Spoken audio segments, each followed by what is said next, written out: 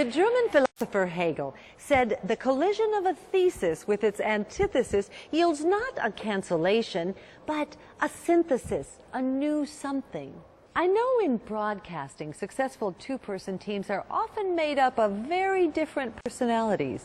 The first radio station was a collaboration between an engineer, William Conrad, and a salesman, Harry Davis.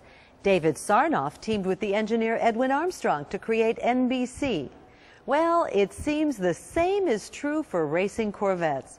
Tony DeLorenzo had all the talents of an outgoing PR guy, and Gerald Thompson was an exacting engineer. The synthesis was one of the most successful Corvette teams in history. The public relations background for Tony and the engineering background for Jerry made for two unique individuals, but the two of them together contributed to making a very valuable team.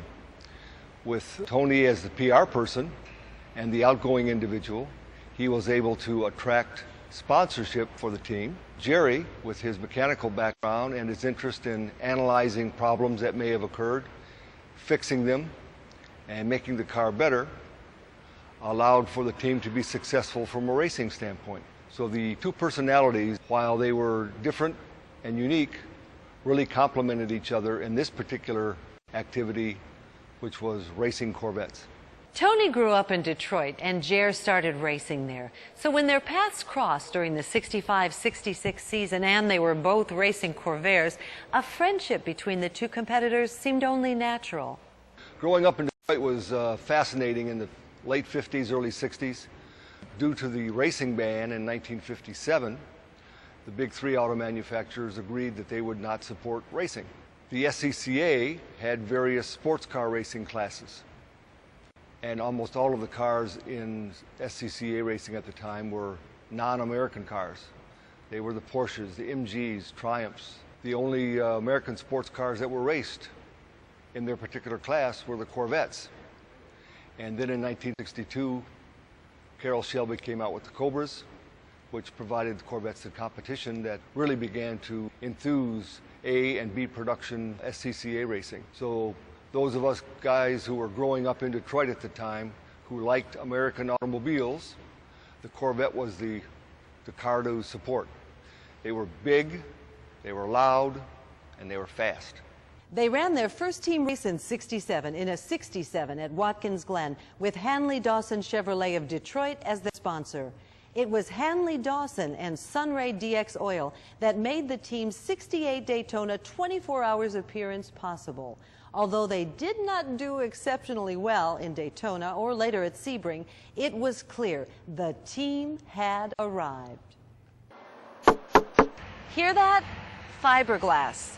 Back in 1968, Curtis LeMay, then CEO of Owens Corning Fiberglass, was considering an entrance into the OEM market when his family friend Dolly Cole told him about the Thompson DeLorenzo boys and what they were up to. He saw just the hook he was looking for, and he agreed to sponsor them. Tony and Jer finished first or second in 22 straight races in SCCA and FIA across the country. When both OC cars competed, the team usually finished first and second. But perhaps most satisfying would be finishing first in the GT class at Sebring in '70 and first in GT at the '71 Daytona 24 Hours. The OC sponsorship ended in late '71, but both Jer and Tony continued racing Corvettes, sometimes as teammates, but more often as competitors. Even today, both are involved with building and racing vintage Corvettes. Both have assisted in locating and restoring original OC vets. Tony worked with Bud Hickey on the number 11, and Jer helped John Thompson in the number 12 project. The number 12 car, called the most victorious Corvette ever, is a strong, iconic symbol of the winning history of Tony and Jer and Corvette. Our final inductees into the National Corvette Museum Hall of Fame for 2009, Tony DeLorenzo and Gerald Thompson.